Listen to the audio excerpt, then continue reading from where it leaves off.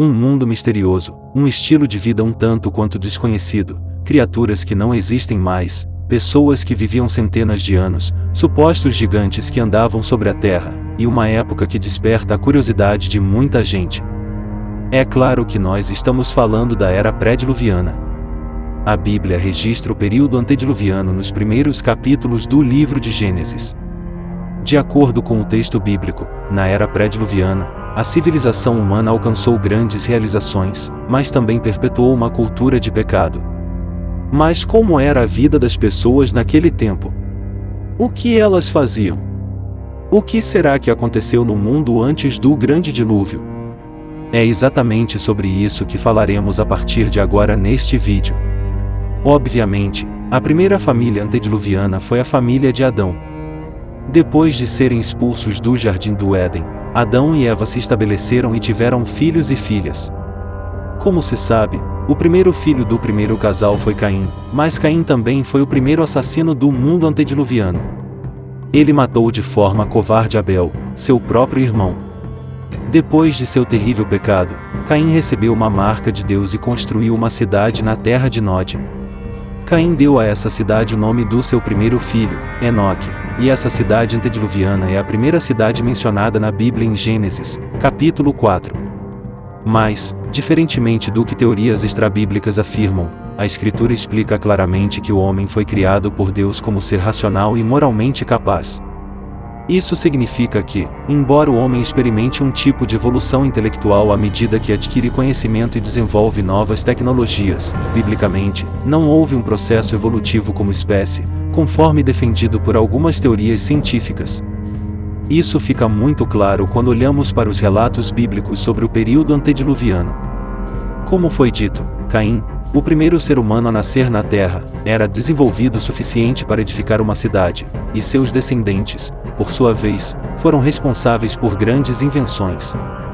Por exemplo, com Jabal, Jubal e Tubal-Caim, a sociedade antediluviana aprendeu a habitar em tendas, a criar rebanhos de gado, a desenvolver as artes com o uso de instrumentos musicais e a forjar ferramentas através do trabalho com cobre e ferro. Depois, no tempo de Noé, a Bíblia mostra como o homem já tinha a capacidade e os recursos necessários para construir uma grande arca, conforme as instruções divinas. Então, embora a Bíblia não forneça muitos detalhes sobre como foi esse período, fica claro que no mundo antediluviano houve um forte desenvolvimento tecnológico e cultural. Uma pergunta muito frequente sobre o período antediluviano diz respeito à duração desse período, ou seja, quanto tempo durou o mundo pré-diluviano. A verdade é que a Bíblia não explica quanto tempo durou esse período, mas muitos estudiosos acreditam que o tempo decorrido entre a criação e o dilúvio pode ter sido bem maior do que o restante de toda a história bíblica. Já foram feitas muitas tentativas de datar esse período, mas todas sem sucesso. Na verdade, o único registro que fornece algum dado cronológico sobre esse período é aquele presente na lista genealógica de Gênesis, capítulo 5. No entanto, é improvável poder estabelecer datas exatas a partir desse registro, simplesmente porque esse não é o seu propósito. As genealogias bíblicas estão mais interessadas no estabelecimento de linhagens do que na definição de dados cronológicos. Inclusive, algumas dessas listas genealógicas podem ser representativas e não exaustivas, ou seja, pode haver lacunas intencionais nessas listas para priorizar os indivíduos que tiveram alguma relevância na história bíblica. Nessas listas representativas, quando é dito que um indivíduo gerou outro, isso significa que o primeiro indivíduo é o ancestral do segundo, e não necessariamente seu pai. Isso ocorre em outras genealogias bíblicas, e muitos eruditos acreditam que não é completamente impossível que isso tenha ocorrido na lista genealógica antediluviana de Gênesis 5. Mas, com base nessa lista, pelo menos, os estudiosos conseguem observar que o grande desenvolvimento experimentado pelo homem antediluviano provavelmente tinha a ver com a longevidade das pessoas naquele tempo. Havia apenas um idioma, e Deus permitiu que os homens vivessem centenas de anos. Isso certamente teve um papel fundamental para o crescimento tecnológico daquele período e também para a transmissão da informação. Sim, Existem outras interpretações a respeito da longevidade das pessoas que viveram antes do dilúvio, mas a interpretação mais tradicional e amplamente aceita pelos estudiosos cristãos é aquela que faz uma leitura natural do texto bíblico, que registra que aquelas pessoas realmente viveram centenas de anos. E aqui, obviamente, estou considerando esse tipo de interpretação. Mas, se tem algo que marcou o período antediluviano, com certeza foi o pecado.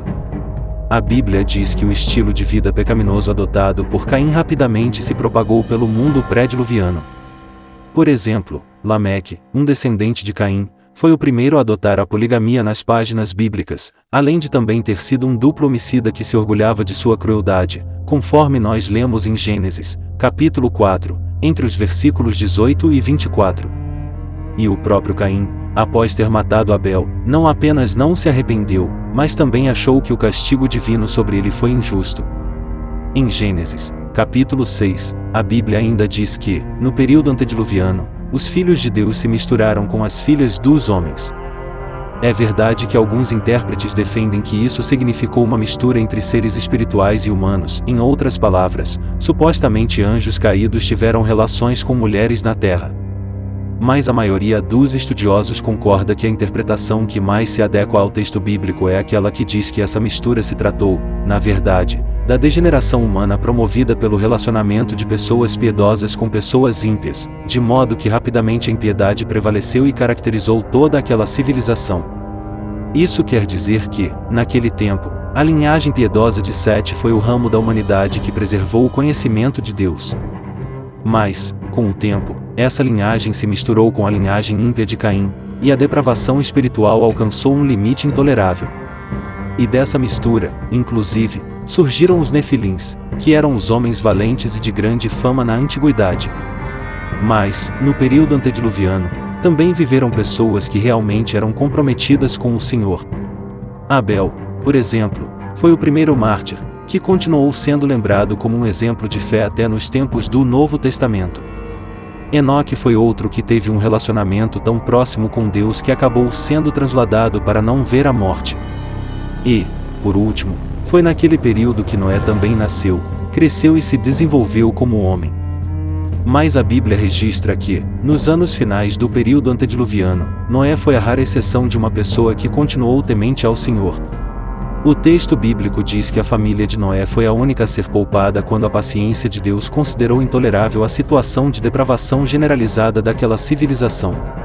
E foi assim que o período chegou ao fim, com o derramamento da ira de Deus e a destruição da terra. A situação era tão complicada, a maldade estava num nível tão elevado que o escritor bíblico registra o descontentamento divino com a humanidade através da figura do arrependimento, dizendo que Deus havia se arrependido de ter criado o homem. E, no Novo Testamento, o apóstolo Pedro descreve o fim da história antediluviana da seguinte forma: pelas quais coisas pereceu o mundo de então, coberto com as águas do dilúvio. Mas tudo o que aconteceu naquele tempo serve de alerta para nós. Isso porque o próprio Senhor Jesus Cristo disse que, nos últimos dias da presente era, o estilo de vida antediluviano vai se repetir. Cada um viverá segundo sua própria vontade, segundo os seus próprios desejos, se banqueteando, festejando, se relacionando, mas todos estarão ocupados demais para o chamado de Deus ao arrependimento. Então, assim como ocorreu com a geração antediluviana, as pessoas só cairão na real quando o juízo de Deus for derramado, sem a oportunidade de alguém voltar atrás. Inclusive, Jesus ilustrou esse momento dizendo que, assim como no mundo antediluviano os ímpios foram levados pelas águas do dilúvio, nos dias finais, os homens impenitentes também serão levados deste mundo pelo juízo de Deus. Agora, escreva nos comentários o que você pensa sobre como era o mundo pré-diluviano. E, se você gostou desse vídeo, inscreva-se aqui no canal.